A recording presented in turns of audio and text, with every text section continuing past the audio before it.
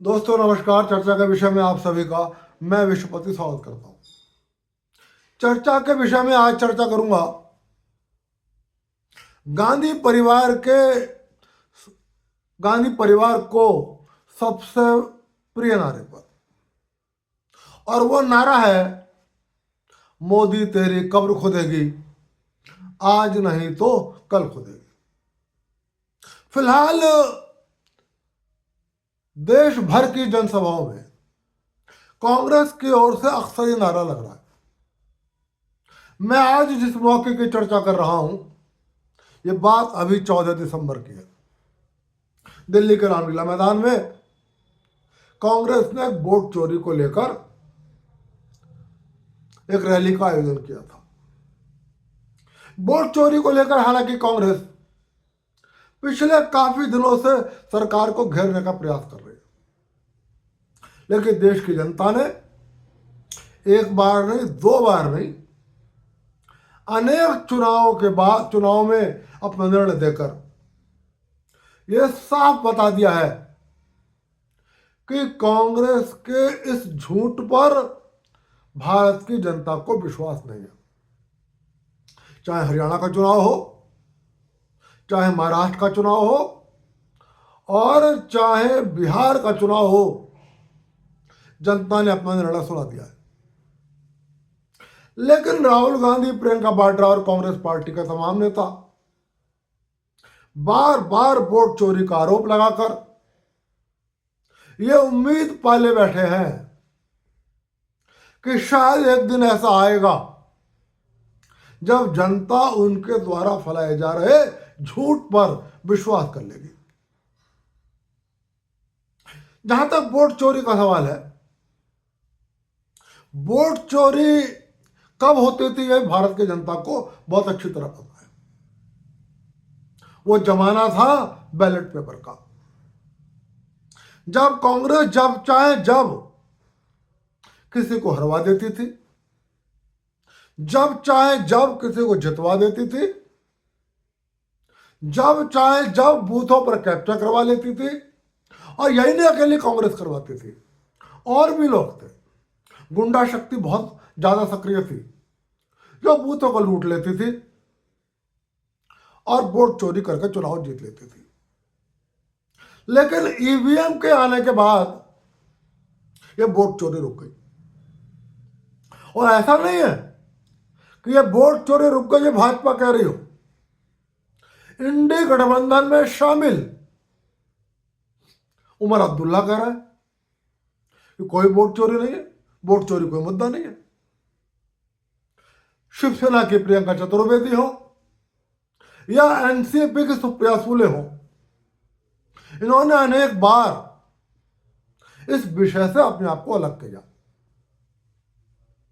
और फिर भी जहां तक वोट चोरी का आरोप है, तो वोट चोरी तो जवाहरलाल नेहरू के समय में होती थी। सिर्फ यही नहीं कि वोट चोरी करके जवाहरलाल नेहरू भारत के प्रधानमंत्री बन गए थे, मात्र एक वोट मिला था प्रांतीय समिति का जवाहरलाल नेहरू को। लेकिन बहुमत को दरकिनार करके लाला मोहनदास करमचंद जी के माध्यम से वो भारत का प्रधानमंत्री बनने में सफल हुए। वोट चोरी सिर्फ नेहरू जी ने अपने लिए नहीं करी, उन्होंने वोट चोरी करके 1952 के चुनाव में महाराष्ट्र में संविधान के निर्माता बाबा साहब भीमराव अंबेडकर को पराजित करवाया।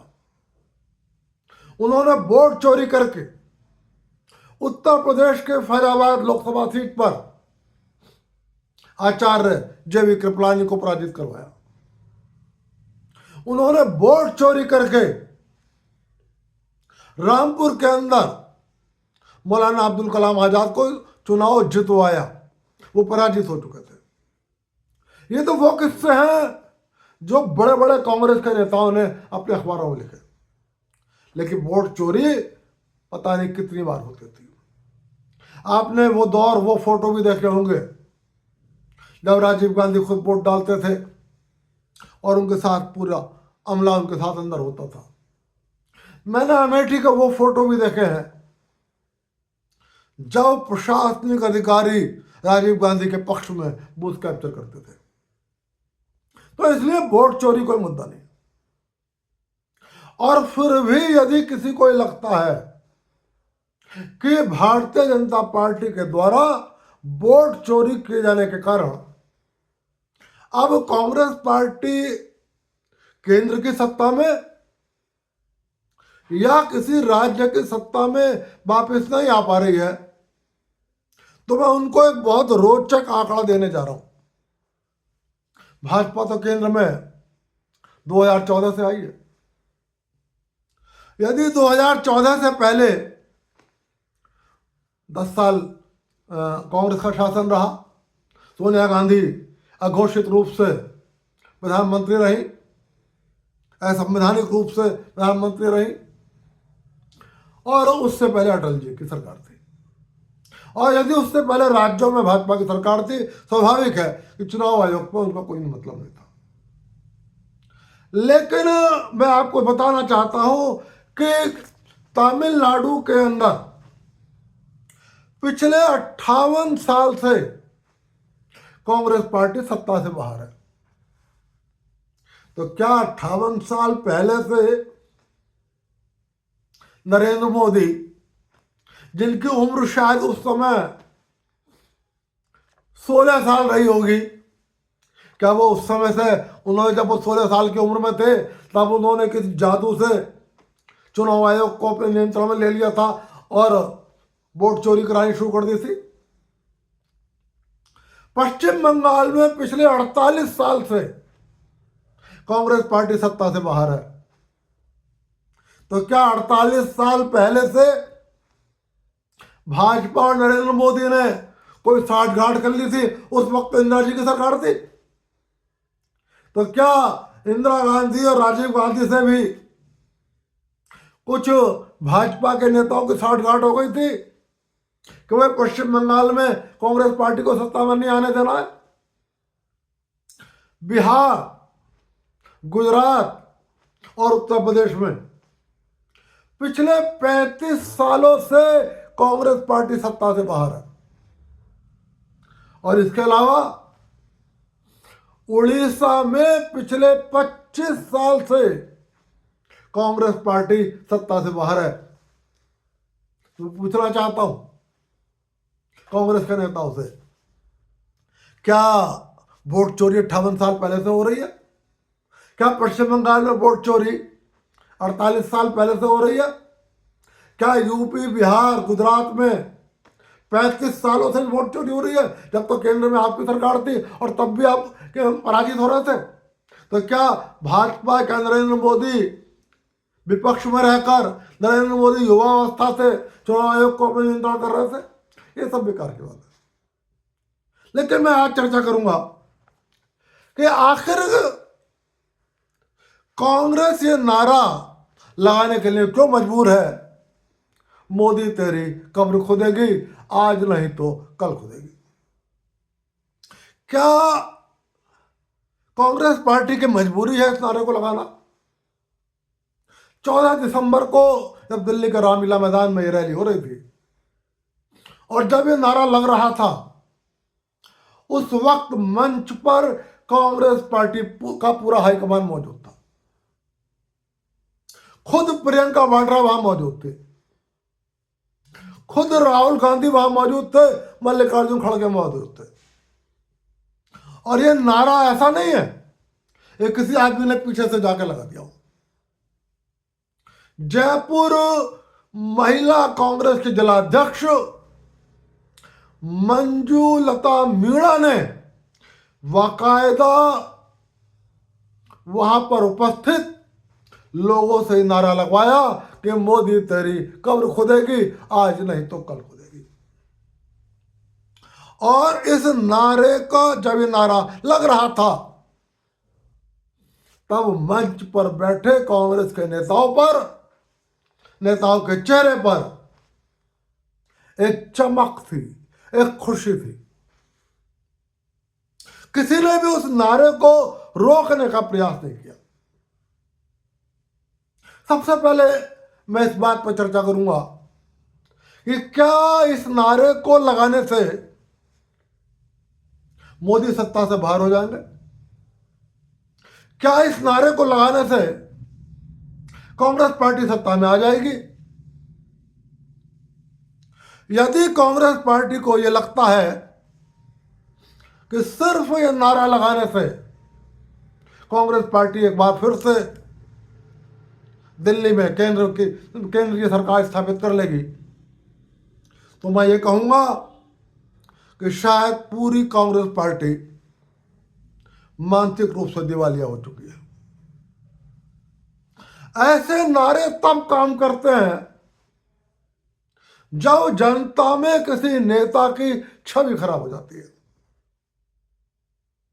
जब आपातकाल हटा था और 1977 का चुनाव हुआ था, जनता में इंदिरा गांधी की इमेज बुरी तरीके से खराब थी और नारा लगा, गली गली में शोर है, इंदिरा गांधी चोर है। और वो नारा काम कर गया। क्यों काम कर गया? क्योंकि उस वक्त जनता किसी भी कीमत पर इंदिरा गांधी को सत्ता से हटाना चाहती थी। राहुल गांधी की भी इमेज एक समय इतने ही खराब हो गई थी। लेकिन क्या नरेंद्र मोदी की इमेज इतनी ही खराब है? यह आकलन करने के लिए आपको नरेंद्र मोदी के रोड शोज के वीडियो जरूर देखना चाहिए। जब नरेंद्र मोदी के रोड शो होते हैं उसमें कुछ विशेषताएं होती हैं और वो रोड शो में उमड़ रही जनभावनाएं ये बताती हैं कि मोदी जनता के बीच कितने लोकप्रिय हैं या कितने लोकप्रिय नहीं है। मैंने एक नहीं, दो नहीं, 10 रोड शो के वीडियो देखे होंगे। ये रोड शो यूपी के भी देखे, ये रोड शो झारखंड के भी देखे, ये रोड शो का वीडियो बिहार, पश्चिम बंगाल, महाराष्ट्र के भी देखे हैं और मुझे पूरा विश्वास है कि आपने भी देखे होंगे। और नहीं देखे हैं तो देखने का प्रयास करिए। जब मोदी किसी गाड़ी पर बैठकर जनता के बीच निकलते हैं तो सड़क के दोनों ओर जनता का हजूम होता है। किसी की आंखों में आंसू होता है, कोई फूलों की बरसात करता है, कोई नरेंद्र मोदी की ओर हाथ हिलाता है, कोई नरेंद्र मोदी को नमस्ते करते हुए चाहता है नरेंद्र मोदी उसके नमस्ते ले लें। लेकिन इससे भी बढ़कर मैं देखता हूं कि लोग अपने घरों की छतों पर खड़े होकर, छज्जों पे खड़े होकर, दुमंजले तिमंजले पे खड़े होकर चिराग लेकर खड़े होते हैं और नरेंद्र मोदी की आरती उतारते हैं। ये किराए के टट्टू नहीं होते, ये ऐसे लोग नहीं होते जिन्हें 500 रुपए और लंच का पैकेट देकर आप रामलीला मैदान में लेकर आ गए थे।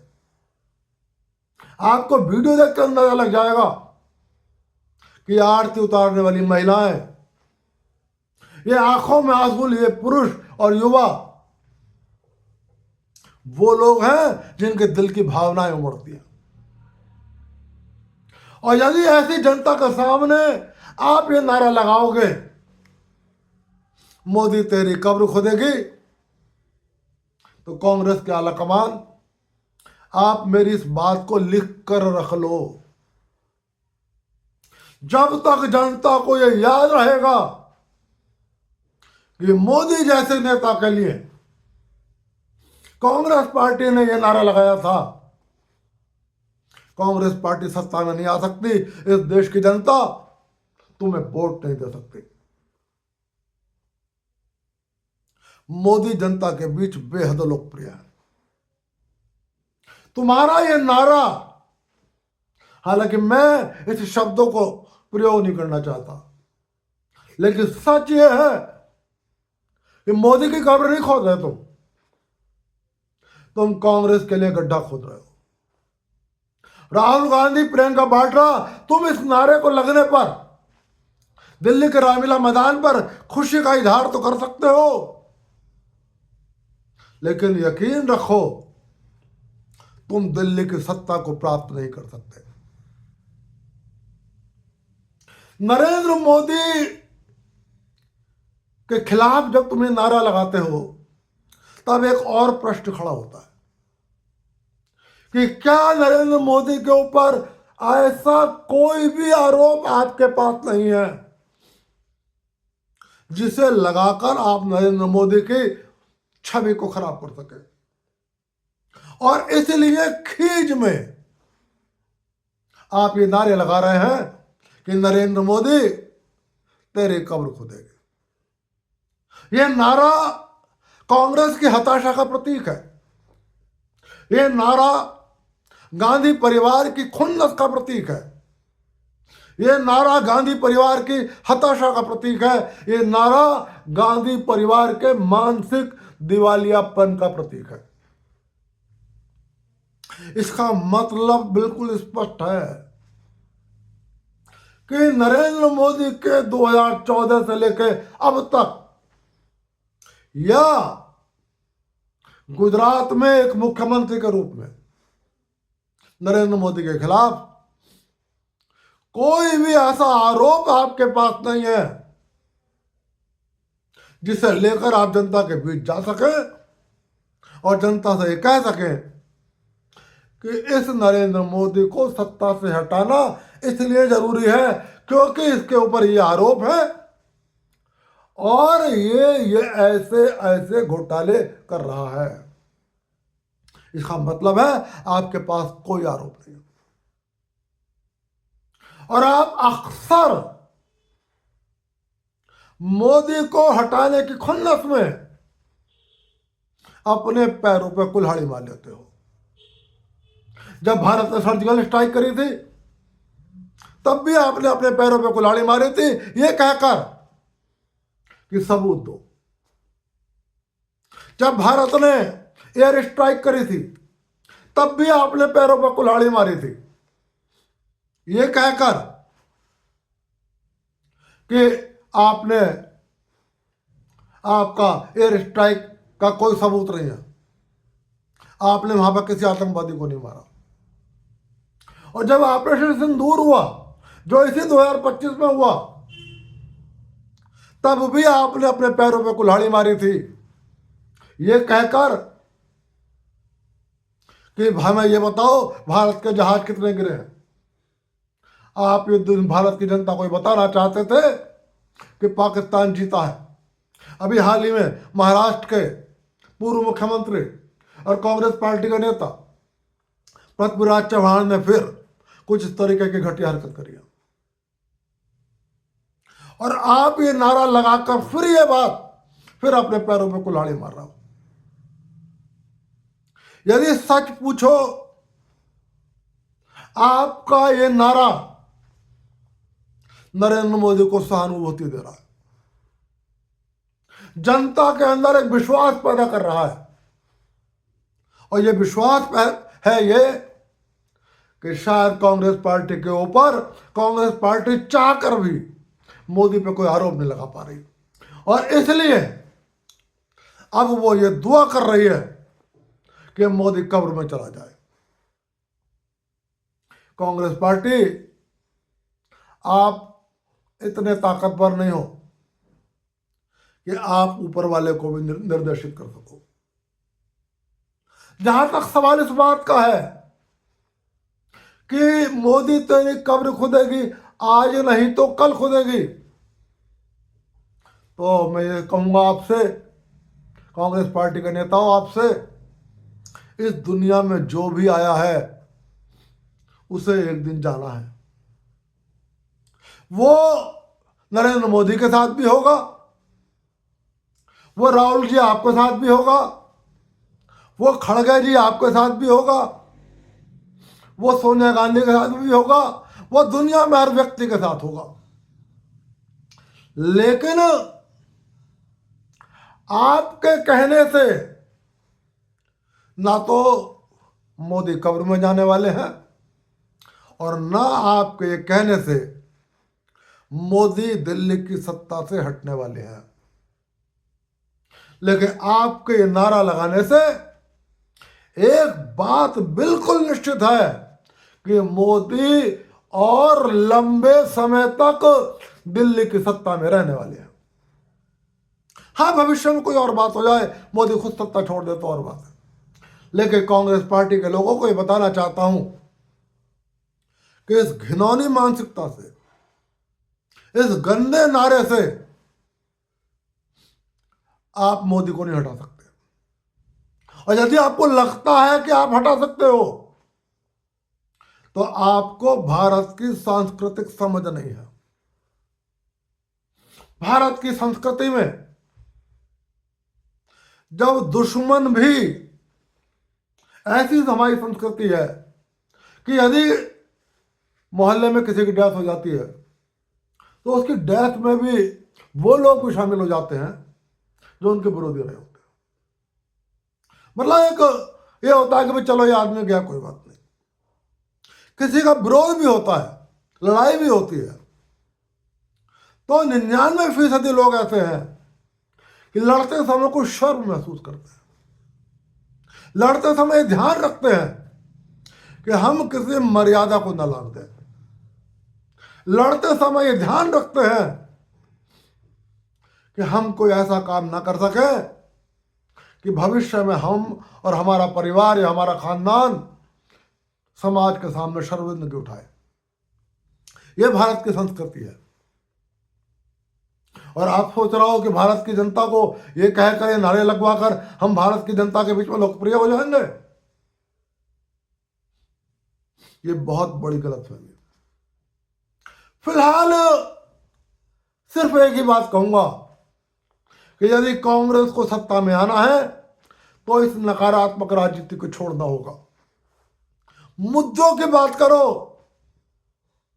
और यदि मुद्दे नहीं हैं तो जनता से कहो हमें मौका दो।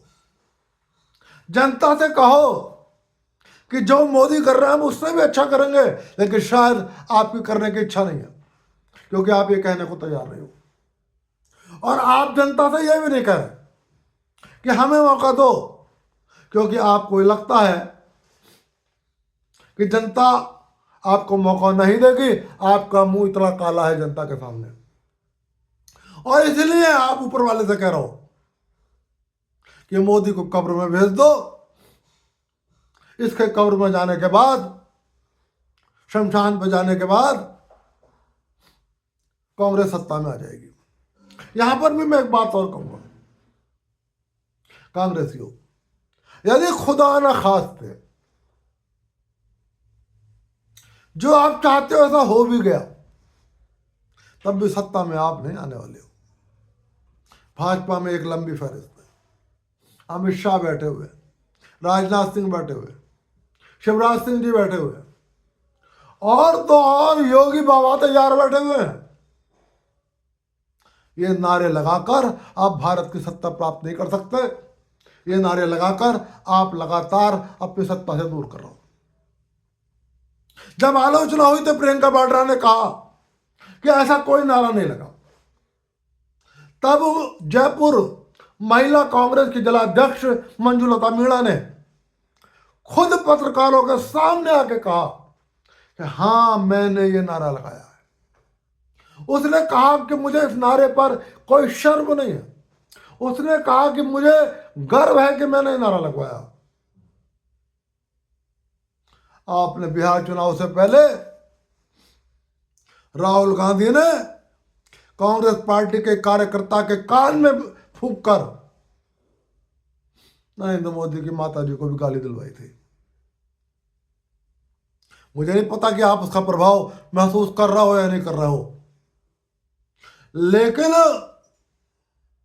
बिहार में कांग्रेस की क्या गत हुई है यह आपको अच्छी तरह पता है। यह नारा जितना फैलेगा, केंद्र में भी आपकी ऐसी ही गत होगी। इसलिए फिलहाल दोस्तों, आज की चर्चा को समाप्त करते हुए कांग्रेस से सिर्फ एक ही बात कहूंगा कि यदि तुमने आत्महत्या करने का फैसला कर लिया है यदि तुमने ये फैसला करा है कि मैं अपने हाथों से गंडासा चलाऊंगा, अपने हाथों से पैर कुल्हाड़ी चलाऊंगा और कांग्रेस पार्टी के पैरों को काटूंगा और कांग्रेस पार्टी को विकलांग बनाऊंगा, तो आप हिंदुस्तान के हर जिले में, हर गांव में, हर तहसील में जाकर ये नारा लगवाइए। लेकिन यदि आप दिल्ली की सत्ता में आना चाहते हो तो ऐसी बातों से दूर रहना होगा। जो महिलाएं बड़े बड़े चिराग लेकर सड़कों पर खड़े होकर मोदी की आरतियां उतारती हैं, जो पुरुष घंटों लाइन में लगे होकर मोदी के दर्शन को खड़े होते हैं रोड शो में, वो आपके इस नारे से प्रभावित होने वाले नहीं है और आपको सत्ता देने वाले नहीं है। दोस्तों, चर्चा का विषय में चर्चा आज यहीं तक, फिर मिलूंगा, फिर किसी विषय पर चर्चा करूंगा। तब तक के लिए आप सभी को विश्वपति का नमस्कार।